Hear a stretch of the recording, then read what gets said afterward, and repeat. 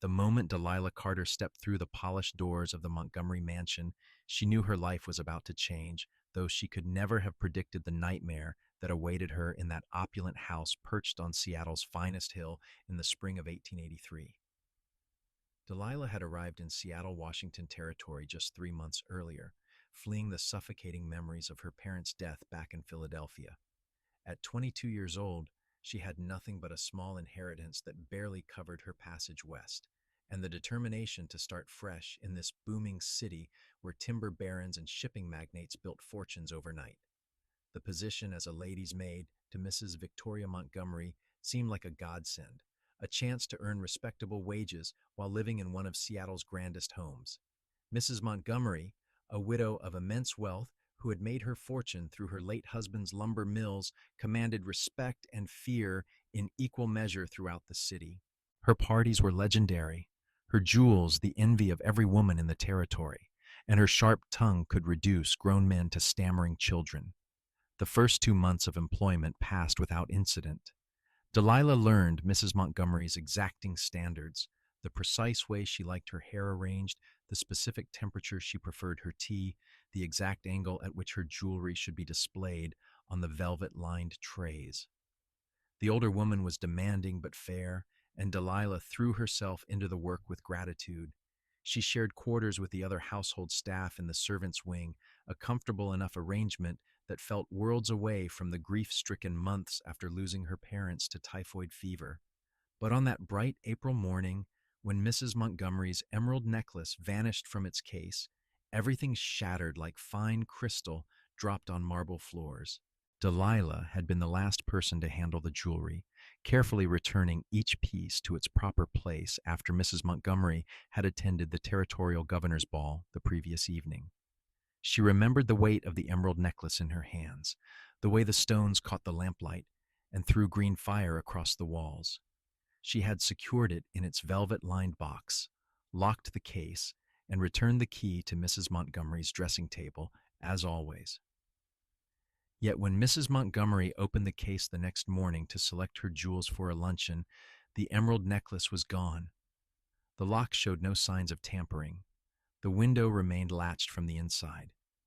Only the household staff had access to that wing of the house, and Delilah had been the last to touch that case. Mrs. Montgomery's face had gone white, then red, then a mottled purple that spoke of barely contained rage. "You ungrateful wretch," she had hissed, her voice shaking.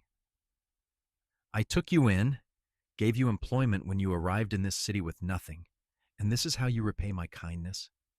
By stealing from me? Mrs. Montgomery, I swear I did not take your necklace," Delilah pleaded, her heart hammering against her ribs. "I locked everything properly last night. I would never steal from you." But her protests fell on deaf ears. Mrs. Montgomery summoned the sheriff, a portly man named Henderson, who huffed his way up the mansion's grand staircase with an air of self-importance. He questioned Delilah in the drawing room, while Mrs. Montgomery sat rigid in her chair, her face a mask of betrayed fury. The other servants watched from doorways with expressions ranging from sympathy to suspicion. Martha, the cook who had been kind to Delilah, looked ready to cry. Thomas, the butler, kept his face carefully neutral.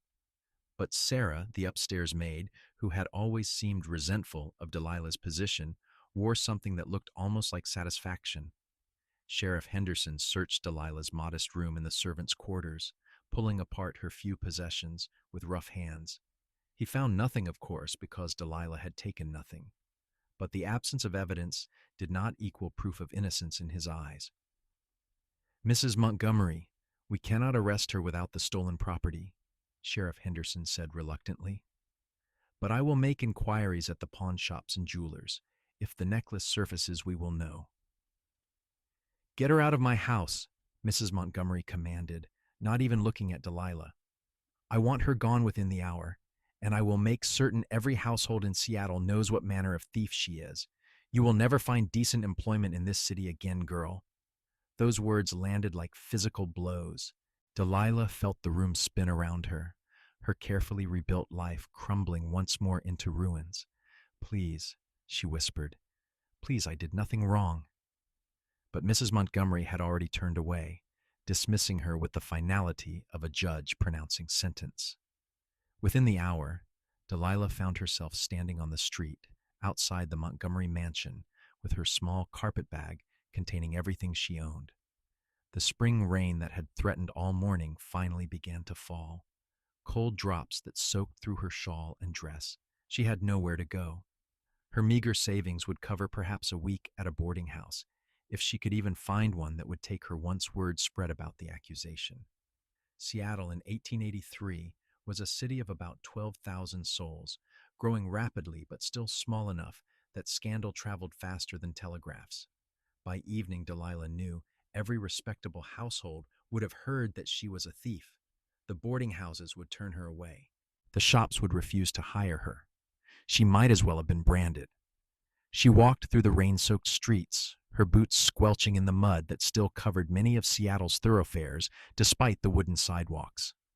The city perched on hills above Elliott Bay, and from certain vantage points, she could see the gray waters of Puget Sound stretching toward the darker gray of the Olympic Mountains in the distance. Lumber mills filled the air with the scent of fresh-cut timber. Ships crowded the harbor. Somewhere in this bustling territory town, her life had been stolen as surely as Mrs. Montgomery's necklace, and she had no idea how to get it back. She tried 3 boarding houses before sunset. The first landlady shut the door in her face the moment she gave her name.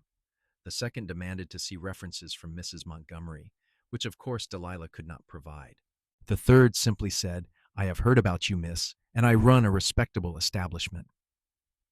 As darkness fell and the rain continued its relentless assault, Delilah found herself in one of Seattle's rougher neighborhoods near the waterfront. Saloons spilled yellow lamplight and raucous laughter into the muddy streets. Men in rough clothing stumbled between establishments. A few women in garish dresses called out from doorways, and Delilah hurried past with her head down, clutching her carpet bag to her chest. She finally found shelter in a ramshackle boarding house that asked no questions as long as she paid in advance. The room was barely larger than a closet, with a sagging bed, a cracked wash basin, and a window that did not quite close.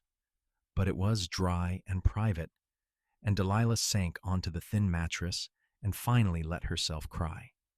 She had fled Philadelphia to escape grief, only to find ruin waiting for her in Seattle. She had done nothing wrong, yet she bore the punishment of a crime she did not commit. And unless someone proved her innocence, she would carry this stain for the rest of her life. But Delilah did not know, as she cried herself to sleep that first night, that someone was already working to find the truth. Someone who had watched her leave the Montgomery mansion with her head held high despite the shame being heaped upon her. Someone who knew injustice when he saw it and could not stand by while an innocent woman suffered. His name was Samuel Stone, and he was a cowboy who had drifted into Seattle 3 weeks earlier with his horse, his saddle, and a bone-deep weariness with the violence that had defined too much of his 26 years. Samuel had grown up on a ranch in eastern Washington Territory, learning to ride before he could properly walk and spending his youth working cattle drives down through Oregon and into California. He was tall and lean, with sun-weathered skin, dark hair that needed cutting, and gray-green eyes that saw more than most people realized. He had worked as a ranch hand, a trail boss, and briefly as a lawman in a small town that no longer existed after a range war burned it to cinders. He had seen good men die over stupid disputes, had witnessed the casual cruelty that frontier life could breed, and had decided he wanted something different. Seattle, with its promise of civilization and opportunity, had drawn him westward. He had taken work at the city's stockyards, helping to manage the cattle that arrived by ship and rail to feed the growing population. It was honest work that paid decent wages, and it allowed him to stable his horse, a bay gelding named Ranger, in good conditions. Samuel had been slowly building a stake, thinking he might eventually buy a small piece of land and settle down. At 26, he was ready for a quieter life than the one he had led. He had been delivering a message to the Montgomery mansion on that fateful morning, bringing a note from the stockyard manager about a shipment Mrs. Montgomery had ordered. He had arrived just in time to see the young woman, Delilah Carter, being escorted from the house by a stern-faced butler, while Mrs. Montgomery's shrill voice echoed from inside, proclaiming her a thief to anyone within earshot. Samuel had seen Delilah's face as she passed him on the front steps. She held her head high, her chin raised in defiance of the tears that tracked down her cheeks. Her hands trembled as she gripped her carpet-bag, but she did not crumble. She did not beg or plead or curse. She simply walked away with as much dignity as a person could muster while their life fell apart around them. Something in that moment struck Samuel deep in his chest. He had seen that same expression before on the faces of men falsely accused, of people condemned without fair hearing. He had worn that expression himself once, years ago when a ranch owner had blamed him for stolen horses that Samuel had not taken. Only the intervention of an honest sheriff had saved him from a lynch mob. He knew what it was like to be declared guilty by public opinion before any evidence was examined. After delivering his message, Samuel lingered near the mansion, listening to the gossip that flowed from the servants' entrance. The cook, Martha, was telling anyone who would listen that she did not believe Delilah capable of theft. The butler maintained a neutral stance, but the upstairs maid, Sarah, was gleefully sharing every detail of Delilah's supposed crime with anyone who passed by. Samuel noted the way Sarah's eyes glittered when she spoke about the missing necklace. He noted how she emphasized her own virtue in comparison to Delilah's supposed failing. He noted that Sarah seemed less concerned with the crime than with her own elevation in the household hierarchy now that Delilah was gone. It might mean nothing. Sarah might simply be a gossip who enjoyed drama. But Samuel's instincts, honed by years of reading men's intentions in dangerous situations, prickled with suspicion. He made his way back to a small room near the stockyards and spent the evening thinking. He had no obligation to involve himself in this situation. Delilah Carter was a stranger to him. This was none of his business. Yet he could not shake the image of her tear-stained face, her trembling hands, her stubborn dignity in the face of public condemnation. By morning, Samuel had made his decision. He would investigate this theft himself, quietly and carefully. If Delilah Carter was guilty, so be it. But if she was innocent, someone needed to prove it before her life was destroyed beyond repair. He began by visiting the pawn shops and jewelers in Seattle, asking about emerald necklaces. None had seen such a piece. He spoke with the sheriff's deputies, learning that they had found no evidence against Delilah beyond her proximity to the crime. He carefully questioned workers at the Montgomery mansion, buying drinks for the footmen and stable hands at local saloons, listening more than he spoke. A picture began to emerge. Delilah had been a model employee, punctual and hardworking.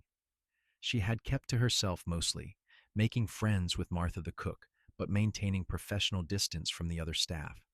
Sarah, the upstairs maid, had expected to be promoted to lady's maid when the position opened, but Mrs. Montgomery had hired Delilah instead, preferring someone with experience from a Philadelphia household. Sarah had never quite forgiven the slight. On his third evening of investigation, Samuel positioned himself across the street from the Montgomery mansion just after sunset. He had a clear view of the servants' entrance and the alley that ran alongside the property. He waited in the shadows, patient as he had learned to be during long cattle drives, watching the patterns of the household. Around 9 o'clock, a figure emerged from the servants' entrance. Even in the dim light from the street lamps, Samuel recognized Sarah's distinctive walk and the shape of her bonnet. She glanced around nervously, then hurried down the alley toward the less respectable parts of town. Samuel followed at a careful distance, keeping to the shadows. Sarah walked with purpose, clearly heading somewhere specific. She passed through neighborhoods where respectable servants did not usually venture, finally stopping at a small shop squeezed between a saloon and a closed millinery. The sign above the door read, "Curiosities and Fine Goods," in faded lettering. Sarah glanced around once more before slipping inside. Samuel waited a few minutes, then crossed the street and peered through the grimy window. The shop was cluttered with an eclectic mix of items: old books, tarnished silverware, paintings in cracked frames, jewelry displayed on faded velvet. Sarah stood at the counter, speaking urgently with a thin man in a threadbare suit. Samuel could not hear their conversation, but he saw Sarah pull something from her reticule and place it on the counter. Even through the dirty window, the emeralds caught the lamplight and blazed with green fire. Samuel's heart began to pound. He had found his evidence, but now he needed to act carefully. If he simply confronted Sarah, she could claim the necklace had been given to her, or that she had found it. He needed more than just the sight of her with the stolen jewelry. He needed her to confess or be caught red-handed in a way that could not be explained away. He watched as the shopkeeper examined the necklace with a jeweler's loupe. The man shook his head and Sarah's shoulders slumped. They argued briefly, Sarah's gestures becoming more agitated. Finally, she snatched the necklace back, shoved it into her reticule, and stormed out of the shop. Samuel pressed himself against the wall as she hurried past, her face twisted with frustration. He waited until she disappeared around a corner, then entered the shop. The proprietor looked up warily. "We are about to close, sir." "I just have a quick question," Samuel said pleasantly. "The young lady who just left, did she have something interesting to sell?" The man's eyes narrowed. "I do not discuss my client's business." Samuel placed a silver dollar on the counter. "Not even for a concerned friend?" "I would hate for her to be taken advantage of by less scrupulous buyers. An emerald necklace is a valuable piece." The shopkeeper's hand moved toward the coin, then stopped. "Who are you?" "Someone interested in making sure stolen property finds its way back to its rightful owner," Samuel said, abandoning pretense. "That necklace belongs to Mrs. Victoria Montgomery. It was stolen 3 days ago, and an innocent woman is paying the price for someone else's crime." The shopkeeper's face went pale. "I did not buy it. I told her I would not touch it. Too distinctive, too hot. I told her she was a fool to try to sell it anywhere in Seattle." "What exactly did she say to you?" The man hesitated, then shrugged. "She said she needed money urgently, that she had come into possession of valuable jewelry. I recognized the piece immediately. Mrs. Montgomery wore it to several public events. I told the girl that anyone who bought it would be investigated, and that she should return it before she found herself arrested. She became angry and left. Would you be willing to tell this to the sheriff? And involve myself in a theft investigation? Absolutely not. I run a legitimate business, sir. I want no trouble." Samuel considered his options. The shopkeeper's testimony would be valuable, but not essential if Samuel could catch Sarah with the necklace still in her possession. He thanked the man and left the shop, hurrying in the direction Sarah had gone. He found her a few blocks away, standing in the shadows near a warehouse, pulling the necklace from her reticule and holding it up to examine in the moonlight. Her face reflected frustration, anger, and growing desperation. "That is a beautiful piece," Samuel said quietly, stepping out of the shadows. Sarah spun around with a gasp, fumbling to hide the necklace. "Who are you? What do you want?" "My name is Samuel Stone. I am the man who is going to prove Delilah Carter's innocence by proving your guilt." Even in the dim light, Samuel saw the blood drain from Sarah's face. "I do not know what you are talking about. This necklace is mine. It was my grandmother's." "That is a lie. That necklace belongs to Mrs. Victoria Montgomery, stolen from her jewelry case 3 nights ago. A young woman named Delilah lost her employment and her reputation because you allowed her to be blamed for your crime." Sarah's expression cycled through panic, calculation, and finally defiance. "You cannot prove anything. It will be your word against mine." Mrs. Montgomery already believes Delilah is guilty. Why would she believe some drifter cowboy over her remaining staff? "Because I know where you have been tonight. I saw you try to sell that necklace to the proprietor of Curiosities and Fine Goods. I have his testimony that you brought him stolen property. And I have you, standing here with the necklace in your hands, unable to explain how you came by it." Sarah's defiance crumbled. She sagged against the warehouse wall, the necklace dangling from her fingers. "You do not understand. I needed money. My sister, she is sick back in Portland. She needs medicine, a doctor. I have been sending her every penny I can spare, but it is not enough. When I saw that necklace, I thought of how much it must be worth, how it could save my sister's life. Mrs. Montgomery has so much. She would never miss one necklace among dozens." Despite his anger at what Sarah had done to Delilah, Samuel felt a twist of sympathy. Desperation drove people to terrible choices. He had seen it often enough on the frontier. "You should have asked Mrs. Montgomery for help, or taken a loan, or found any solution that did not involve theft and letting an innocent woman suffer for your crime." "Mrs. Montgomery does not help people like me," Sarah said bitterly. "She uses us, pays us barely enough to survive, and expects our gratitude for the privilege of serving her. I thought I could sell the necklace quietly, send the money to my sister, and no one would ever know. But then Mrs. Montgomery discovered it missing sooner than I expected, and suddenly everyone was looking at Delilah. I did not mean for her to be blamed. I just did not correct the assumption." "You let her be destroyed rather than confess your own crime," Samuel said, his voice hard. "That is not desperation, that is cowardice." Tears ran down Sarah's face now. "What happens now? Will you turn me over to the sheriff? Will I hang for this?" "That depends on you. If you return the necklace tonight, confess your crime to Mrs. Montgomery, and clear Delilah's name completely, I will speak on your behalf. I will tell the sheriff about your sick sister, about your desperation. You will still face consequences, but perhaps not the harshest ones. However, if you refuse, I will drag you to the sheriff myself and let justice take its course without any mercy from me." Sarah looked at the necklace in her hands, then at Samuel's implacable face. Whatever she saw there convinced her that he meant every word. She nodded slowly. "I will confess, but please come with me. I do not think I can face Mrs. Montgomery alone." They walked together through the night, quiet streets, back to the Montgomery mansion. Samuel kept a careful eye on Sarah, ready to grab her if she tried to flee, but she seemed to have accepted her fate. Her steps dragged with the weight of someone walking to their own execution.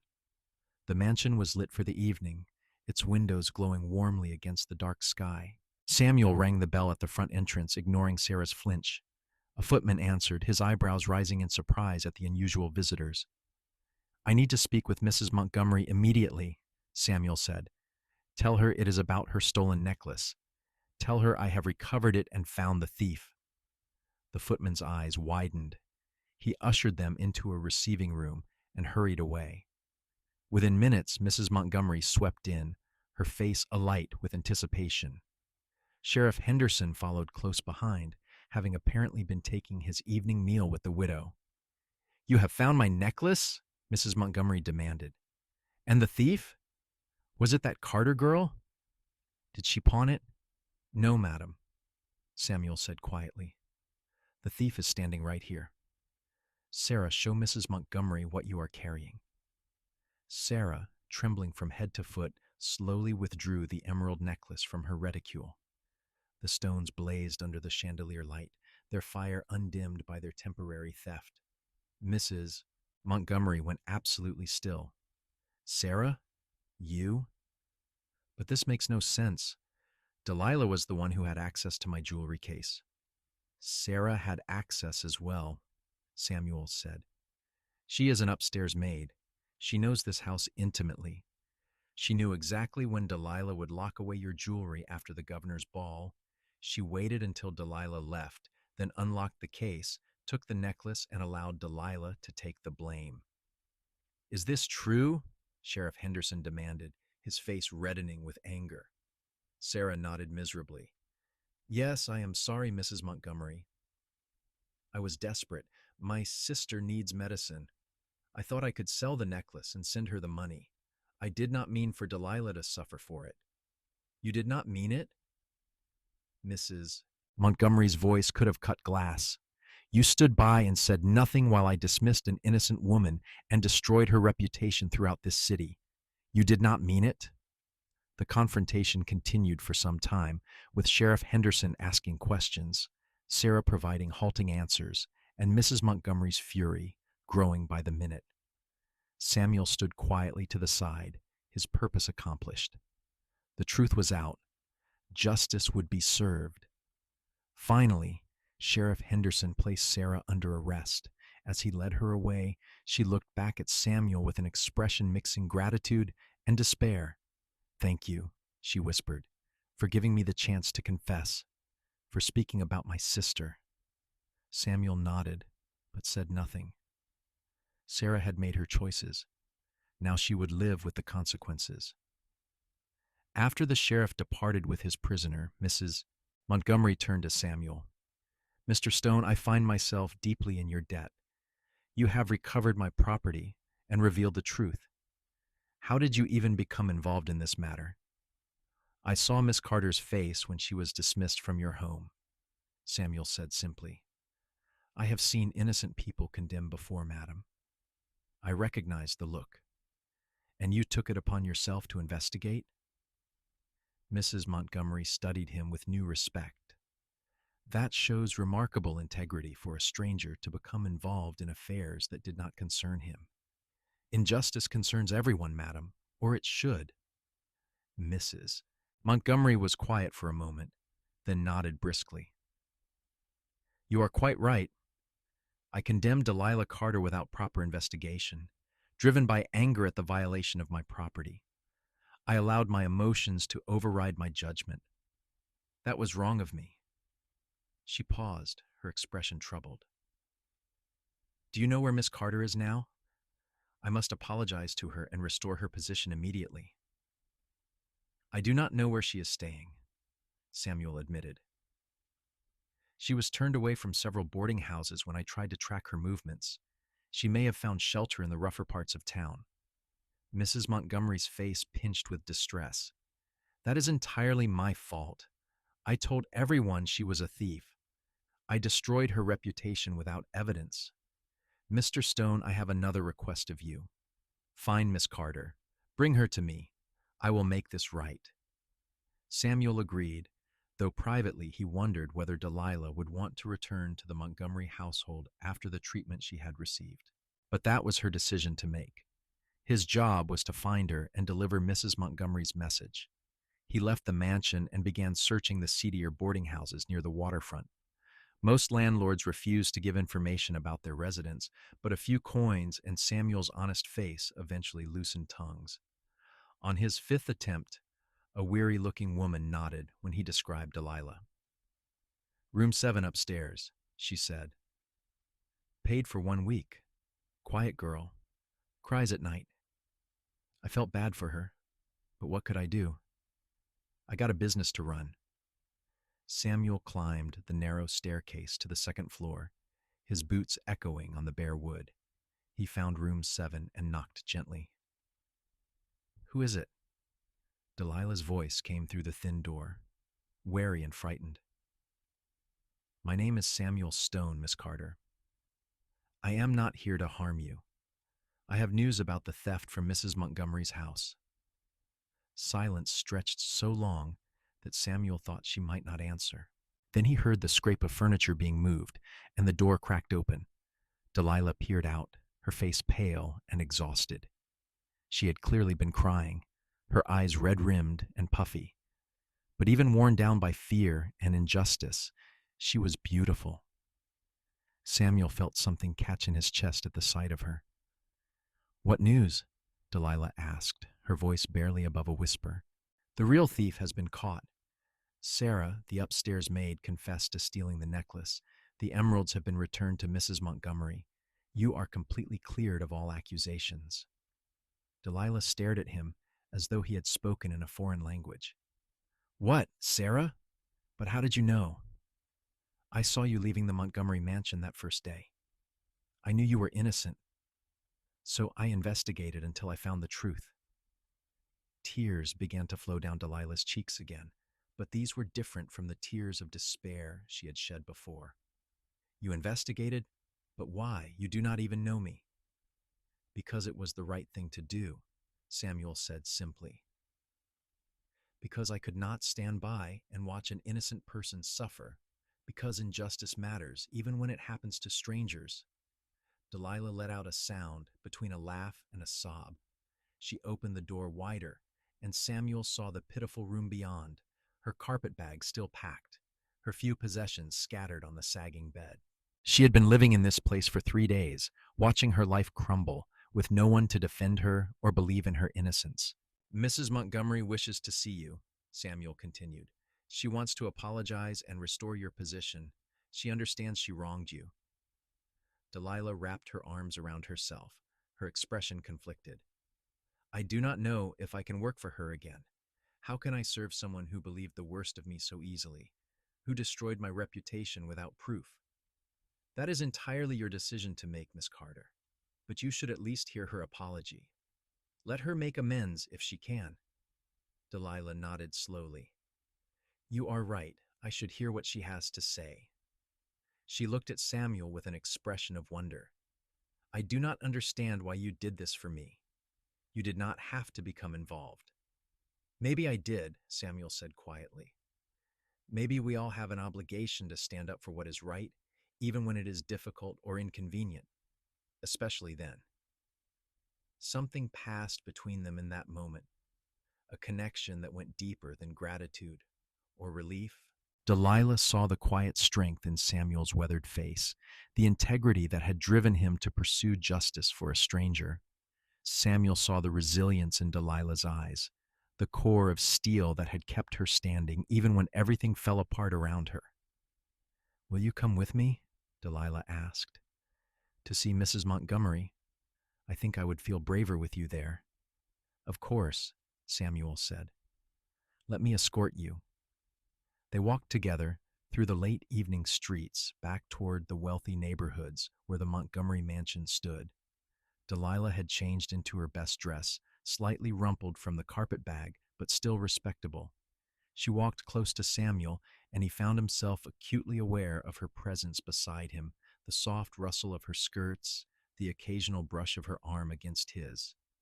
Mrs. Montgomery received them in her private sitting room, a space Delilah had cleaned many times but never entered as a guest. The older woman rose as they entered, her face reflecting genuine remorse. Miss Carter, she began, her voice uncharacteristically hesitant, I owe you an enormous apology. I condemned you without proper investigation. I allowed my anger to override my judgment. I destroyed your reputation and cast you into the streets based on circumstance alone, not evidence. That was inexcusable. Delilah stood very still, her hands clasped in front of her. You hurt me deeply, Mrs. Montgomery. You took away not just my employment, but my good name. Do you understand what that means for a woman alone in a strange city? I am beginning to, Mrs. Montgomery said quietly. Mr. Stone has helped me see the extent of the harm I caused. I cannot undo what I did, but I can make amends. I would like to restore your position immediately, with a significant increase in wages. And I will personally speak to everyone I told about the theft, ensuring they know you were innocent and that I was wrong to accuse you. Delilah was quiet for a long moment. Samuel could see her thinking, weighing her options. Finally, she spoke. I appreciate your apology, Mrs. Montgomery, but I do not think I can return to work in your household. Too much has happened. I would never feel secure in my position again, always wondering if the next accusation was around the corner. Mrs. Montgomery nodded sadly. I understand, but please allow me to provide you with excellent references and 3 months' wages as compensation for what you suffered. And if you will accept it, I have friends in San Francisco who are always looking for competent ladies' maids. I could write to them on your behalf. I will consider your offer, Delilah said carefully, but I need time to think about what I want to do next. They spoke for a while longer, working out the practical details of Mrs. Montgomery's restitution. By the time Delilah and Samuel left the mansion, it was fully dark, the streets lit by occasional lamps and the light spilling from windows. What will you do now? Samuel asked as they walked back toward Delilah's boarding house. I honestly do not know, Delilah admitted. Mrs. Montgomery's offer to connect me with positions in San Francisco is generous, but I came west to start fresh, to build a new life. I do not know if I want to spend that life as a servant, no matter how respectable the position. What would you do if you had complete freedom to choose? Samuel asked. Delilah laughed softly. When I was a girl, I wanted to open a bookshop. I love reading, always have. I imagined a cozy shop filled with books where people could browse and talk about stories and ideas. But that was a child's dream. It takes capital to start a business, and I have almost nothing. Dreams do not have to stay dreams, Samuel said. With Mrs. Montgomery's compensation and good references, you would have a starting point. Seattle is growing fast. Maybe it needs a good bookshop. Delilah looked at him with surprise and growing hope. Do you really think so? I think you should at least consider it. You have been through fire, Miss Carter. You have survived something that would have broken many people. Maybe it is time to build the life you actually want, not just the life you think you should have. They reached the boarding house too soon. Delilah paused at the door, turning to face Samuel. Thank you, she said softly, for everything, for believing in me when no one else did, for fighting for the truth, for giving me back my life. You are welcome, Samuel said. He found himself reluctant to leave, wanting to extend this conversation, this connection. Miss Carter, would you allow me to call on you tomorrow? Perhaps we could take a walk, talk more about your plans. Delilah smiled, the first genuine smile Samuel had seen from her. It transformed her face, bringing light to her eyes and color to her cheeks. I would like that very much, Mr. Stone. Samuel touched his hat and turned to go, then paused and looked back. My friends call me Samuel. Then you must call me Delilah, she replied, her smile widening. Samuel walked back to his own lodgings with a strange lightness in his chest. He had come to Seattle seeking a quieter life, a chance to leave violence and uncertainty behind. He had not expected to become entangled in a theft investigation. He certainly had not expected to meet someone like Delilah Carter, whose strength and grace called to something deep inside him. Over the following weeks, Samuel called on Delilah regularly. They took walks along the Seattle waterfront, watching ships come and go in Elliott Bay. They explored the growing city together, Delilah pointing out the buildings she found architecturally interesting, Samuel sharing stories of his years working cattle drives through the open territories. They discovered shared values and complementary perspectives on life. Delilah used Mrs. Montgomery's compensation to move into a respectable boarding house run by a kind widow named Mrs. Patterson. She began researching what it would take to open a bookshop, visiting the few book dealers in Seattle, talking to business owners about leases and suppliers. Samuel helped however he could, using his connections at the stockyards to introduce her to businessmen who might offer advice or assistance. Sarah, the thief, received a surprisingly lenient sentence. Her genuine remorse, combined with her sister's serious illness and Samuel's testimony about her desperate circumstances, moved the judge to mercy. She was sentenced to 6 months in the territorial jail and ordered to work off her debt to Mrs. Montgomery through labor after her release. Samuel visited her once in jail, bringing news that her sister's health had improved thanks to money Mrs. Montgomery had sent after learning the full story. Sarah wept with gratitude and swore she would spend the rest of her life making amends for her crime. As spring turned to summer in Seattle, Samuel and Delilah's friendship deepened into something more. Samuel found himself thinking about her constantly, looking forward to their meetings with an eagerness that surprised him. Delilah felt the same pull, the same sense that Samuel Stone was someone rare and precious, a man of genuine integrity and quiet strength. One evening in late June, they sat together on a bench overlooking Elliott Bay, watching the sun set over the Olympic Mountains in a blaze of orange and gold. The air smelled of salt water and pine trees. Ships rocked gently at anchor in the harbor. Seattle spread out around them, a city of possibilities. I found a location for the bookshop, Delilah said quietly. A small space on 2nd Avenue near the business district. The rent is reasonable, and there is an apartment above where I could live. Mr. Harrison at the bank has agreed to give me a small loan based on Mrs. Montgomery's references. That is wonderful news, Samuel said, genuinely pleased. When will you open? If everything goes according to plan by September, I have been corresponding with book dealers in San Francisco and Portland. I will start with a modest inventory and expand as the business grows. She paused, then added softly, I would never have had the courage to attempt this without your encouragement. You had the courage all along, Samuel said. You just needed someone to remind you of it. Delilah turned to face him, her expression serious. Samuel, I need to say something, and I hope it does not make things awkward between us. These past months, getting to know you, spending time with you, it has meant more to me than I can properly express. You saved me, not just from false accusations, but from despair. You gave me back my life and helped me see possibilities I had stopped believing in. I think I am falling in love with you. Samuel's heart hammered in his chest. He reached out and took her hand, feeling the delicate bones beneath soft skin.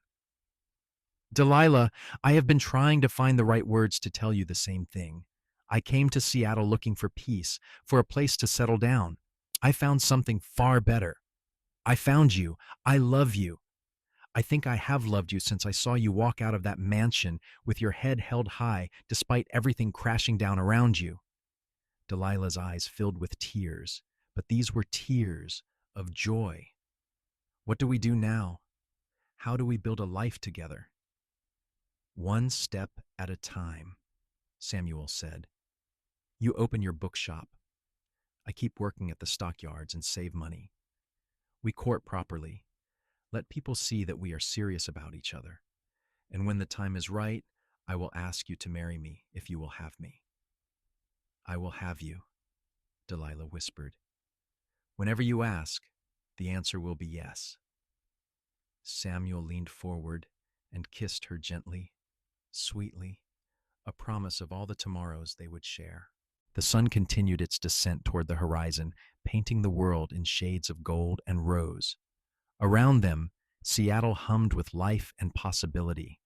True to his word, Samuel courted Delilah properly over the following months. He escorted her to church socials and community gatherings. He helped her move into the apartment above her bookshop location. He built shelves and painted walls while she unpacked crates of books and arranged her inventory with loving care. Carter's Books opened in September 1883, to modest but steady business. Delilah had a good eye for what people wanted to read, stocking popular novels alongside practical volumes and classic literature. She created a welcoming atmosphere with comfortable chairs where customers could browse before buying. Word spread about the friendly proprietress and her well-curated selection. Samuel continued his work at the stockyards, earning steady wages and building his savings. He was promoted to foreman, a position that came with increased responsibility and better pay. In the evenings, he would stop by the bookshop, ostensibly to walk Delilah home, but really just to be near her, to talk about their days, to dream about their future. Mrs. Montgomery became a regular customer at Carter's Books, her patronage lending respectability to the new establishment. She and Delilah had found an unexpected friendship born from shared hardship and genuine remorse. Mrs. Montgomery often said that the theft had taught her important lessons about judgment and justice, and she worked to be fairer and more thoughtful in her dealings with others. In December, as the first snow fell on Seattle, Samuel came to the bookshop carrying a small velvet box. The shop was closed for the evening, and Delilah was balancing her accounts at the counter. She looked up as the door opened, her face lighting up at the sight of him. Samuel, I did not expect you until later. Is everything all right? Everything is perfect, Samuel said. He walked to the counter and took both her hands in his. Delilah, we have known each other for 8 months now. In that time, you have become the most important person in my world. You are brilliant and brave and beautiful. You make me laugh. You challenge me to be better. You make me believe in futures I never thought possible. Delilah's breath caught as Samuel sank to one knee, still holding her hands. Delilah Carter, I want to spend the rest of my life with you. I want to wake up next to you every morning and fall asleep holding you every night. I want to build dreams together and face whatever challenges come our way side by side. Will you marry me? He opened the velvet box, revealing a simple gold band set with a small diamond. It was not ostentatious or expensive, but it was honest and real, much like Samuel himself. Tears streamed down Delilah's face as she pulled Samuel to his feet and wrapped her arms around him. Yes, she said through her tears. Yes, absolutely yes. I love you so much, Samuel Stone. Samuel slipped the ring onto her finger and kissed her deeply, pouring all his love and hope into that embrace. Outside, snow continued to fall, blanketing Seattle in white. Inside the bookshop, surrounded by stories of adventure and romance, they held each other and dreamed of the story they would write together. They were married in February 1884 in a simple ceremony at the church Delilah attended. Mrs. Montgomery hosted the wedding breakfast at her mansion, a gesture of friendship and continued atonement. Martha, the former cook who had believed in Delilah from the beginning, made the wedding cake. Even Sheriff Henderson attended, having developed respect for Samuel's investigative skills and Delilah's resilience. Samuel and Delilah set up their household in the apartment above the bookshop. It was small but comfortable, and they made it a true home with secondhand furniture, curtains Delilah sewed herself, and shelves filled with books they both loved. Samuel continued working at the stockyards, while Delilah ran the bookshop, and in the evenings they would cook together, read aloud to each other, and talk about everything and nothing. Life was not always easy.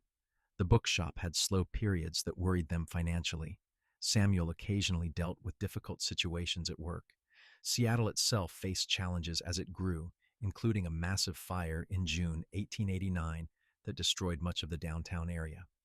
Carter's books was among the buildings lost, and Delilah wept as she watched her dream burn. But they rebuilt, together. Samuel had saved enough over the years to help finance a new, larger shop in the reconstructed downtown. Delilah, older and wiser at 28, created an even better bookshop than before. The new Carter's books included a small cafe area where customers could enjoy coffee while browsing, an innovation that proved immensely popular. In 1890, their first child was born, a son they named William, after Delilah's father. Samuel held the tiny baby with wonder and terror, marveling that he and Delilah had created this perfect little person.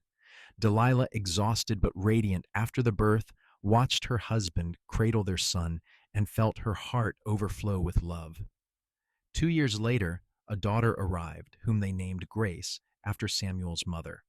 Then another son, Thomas, in 1895. Their apartment above the bookshop became too small, so they purchased a house on one of Seattle's hills with a view of the water. The bookshop thrived, becoming a beloved institution in the growing city. Samuel eventually left the stockyards to help Delilah run the expanding book business. They opened a second location and began publishing a small literary magazine featuring local writers. Samuel discovered he had a talent for the business side of things, handling accounts and suppliers, while Delilah focused on book selection and customer relationships. They grew older together, their love deepening with each passing year. They weathered challenges and celebrated triumphs. They raised their children with love and high expectations. They never forgot the strange circumstances that had brought them together, the false accusation that had become the catalyst for their meeting. Sometimes on quiet evenings, they would sit together and remember that spring in 1883 when injustice and determination had collided, changing both their lives forever. Delilah would touch the small diamond ring Samuel had given her, now worn smooth with decades of wear, and marvel at how close she had come to losing everything. Samuel would hold her hand and remind her that she had never truly been lost because he had been watching, and he would have moved heaven and earth to prove her innocence. You saved me, Delilah would say. We saved each other, Samuel would reply. And that was the truest thing either of them knew. In 1910, they celebrated their 26th wedding anniversary, surrounded by their children and grandchildren. William had followed his father into the business world, helping to manage the bookshops. Grace had become a teacher, passionate about education and literacy. Thomas, the youngest, had surprised everyone by becoming a lawyer, dedicated to defending those falsely accused, inspired by his mother's story. Seattle had transformed from a rough frontier town into a thriving city of over 200,000 people. The Wild West era had faded into history, replaced by electric lights, automobiles, and modern conveniences. But Samuel and Delilah remembered the older Seattle, the muddy streets and wooden sidewalks, the time when justice was uncertain and a person's reputation could be destroyed in a single morning. They had built a good life from the ashes of that terrible accusation. They had raised children who understood the importance of integrity and compassion. They had created a business that brought joy and knowledge to thousands of customers over the years. They had loved each other through youth and middle age, through challenges and triumphs, with a devotion that never wavered. Samuel was 63 now, his dark hair turned to silver, his face deeply lined by sun and time. Delilah was 59, her auburn hair streaked with gray, her hands marked by decades of work. But when they looked at each other, they still saw the young people they had been, the cowboy who believed in justice, and the young woman who had faced false accusations with quiet courage. One summer evening, they sat together on the porch of their house, watching the sun set over Puget Sound in a blaze of orange and purple. The Olympic Mountains stood dark against the glowing sky. Somewhere in the distance, a ship's horn sounded mournfully. The air smelled of roses from Delilah's garden and the ever-present salt water. Do you ever wonder how different our lives would have been if Sarah had not stolen that necklace? Delilah asked quietly. Samuel considered the question. We might never have met, or we might have crossed paths some other way. But I like to think we would have found each other regardless. Some connections are meant to happen. I used to hate her for what she did to me, Delilah admitted. But now I almost feel grateful. Not for the theft or the false accusation, but for what came after. For you investigating. For finding the truth. For everything that followed. Have you heard anything about Sarah recently? Samuel asked. Mrs. Montgomery mentioned her last week. After she served her jail sentence and worked off her debt, Sarah moved to Portland to care for her sister. She married a widower, a carpenter, and they had a simple but happy life. Her sister recovered and lived another 20 years. Sarah died last spring, peacefully in her sleep. Good, Samuel said simply. She made a terrible mistake, but she paid for it and built a decent life afterward. That is all any of us can do.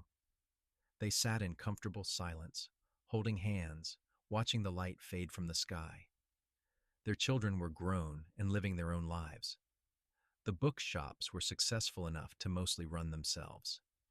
After decades of hard work and careful living, they had finally reached a place of genuine security and peace.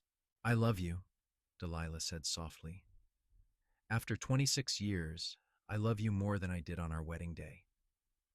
I love you too, Samuel replied, raising her hand to his lips and kissing it gently.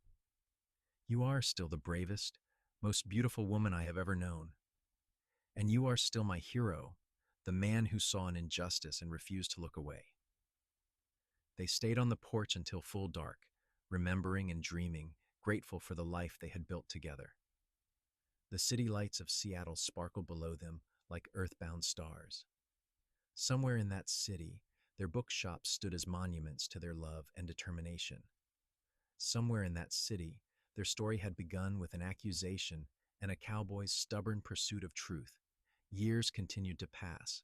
Samuel and Delilah grew old together, with grace and dignity. They became beloved fixtures of Seattle society, known for their generosity and wisdom. The bookshops passed to Williams' management, though Delilah still visited regularly well into her 70s, unable to fully give up her first dream made real. In 1925, they celebrated their 41st wedding anniversary with a party attended by over 100 people. Their children and grandchildren gathered around them. Mrs. Montgomery's grandniece attended, representing the family connection that had started so badly but ended in genuine friendship. Former employees and current staff from the bookshops came to honor the couple who had built something lasting and good. Samuel gave a short speech, his voice still strong despite his 83 years. "I came to Seattle in 1883 looking for peace," he said. "I found something far better. I found purpose and love and a reason to be the best man I could be. I found Delilah. Everything good in my life stems from that moment when I chose to investigate an injustice rather than walk away. I thank God every day for giving me the courage to get involved and for giving me Delilah to share my life with." Delilah, 81 and still sharp as ever, added her own words.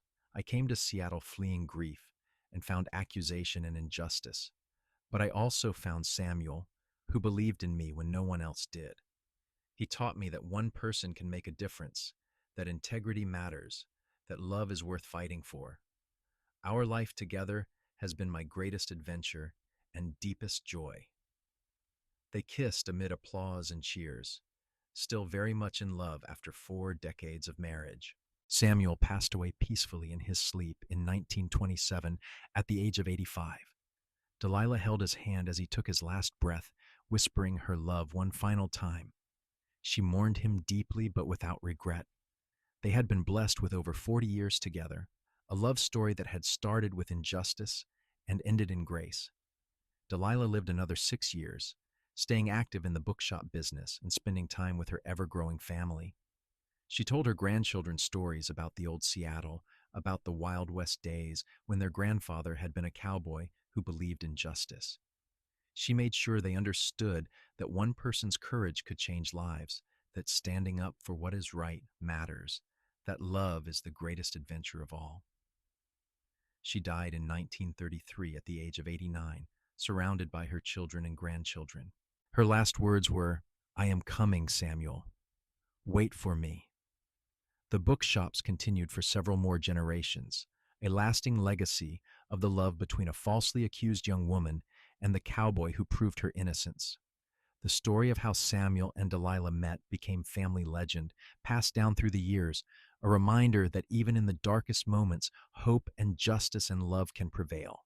In the end, what had started as a tragedy, a theft and false accusation that threatened to destroy an innocent woman's life, had become the foundation for something beautiful and lasting. Samuel Stone and Delilah Carter had taken injustice and transformed it into love. They had taken a moment of crisis and built from it a lifetime of devotion. They had shown that one person willing to fight for truth could change everything. Their graves stood side by side in a Seattle cemetery overlooking the water they had both loved, the mountains they had watched together through countless sunsets, the city where they had built their life. The headstones were simple, bearing their names and the dates of their long lives. But to those who knew their story, those stones represented something far greater than mere markers of death.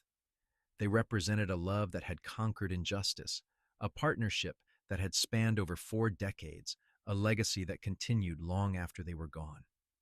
The jewelry that had caused all the trouble, Mrs. Montgomery's emerald necklace, eventually found its way to a museum as part of a collection of frontier-era artifacts.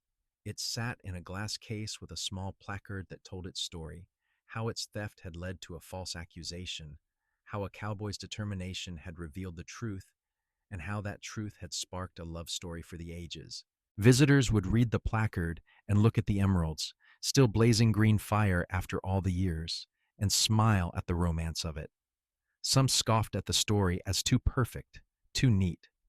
But those who looked closer, who understood that real life is often stranger and more wonderful than fiction, recognized the truth in every word. Because Samuel Stone and Delilah Carter had existed, They had loved each other with passion and devotion for over 40 years. They had built a business and raised a family and made a difference in their community. Their love story, born from injustice and watered with courage, had blossomed into something rare and precious. And in the end, that was the real treasure, far more valuable than any emerald necklace. The treasure of two souls who found each other against the odds, who chose love over bitterness, who built something lasting from the ruins of false accusation. The treasure of a cowboy who saw injustice and refused to look away, and a young woman who faced condemnation with dignity and grace. Their story echoed through the generations, inspiring others to stand up for truth, to believe in love, to remember that one person's courage can change everything. It reminded people that happy endings are possible, that justice can prevail, that even in the darkest moments, hope remains. Samuel and Delilah Stone, once strangers brought together by tragedy, had shown the world what true love looked like. And their legacy, like the green fire of those emeralds that had started it all, continued to shine bright long after they had gone home to their final rest, together at last for all eternity.